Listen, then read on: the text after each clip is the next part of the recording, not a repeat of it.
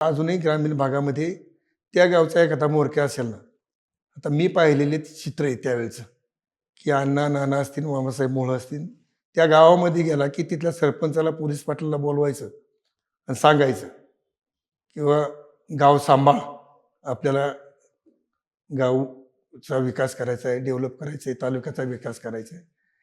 त्या एकदा ती बैठक झाली की त्या पुढाऱ्यांनी ते गाव सांभाळायचं असं चित्र होतं. परंतु आता घराघरात पुढारी झालेत, घराघरात कार्यकर्ता झालाय. प्रत्येकाला प्रतिष्ठा नेता व्हायचं. प्रतिष्ठा हेच राजकारण झाले. बरोबर. कर्तव्य, सामाजिक बांधिलकी ही फार लांब दूरवर कुठेतरी गेल्याचं चित्र आज समाजामध्ये पाहायला मिळते. बरोबर. हे दुर्दैव आहे. पण आता माझ्यासारख्या कार्यकर्त्याला ते पटत नाही.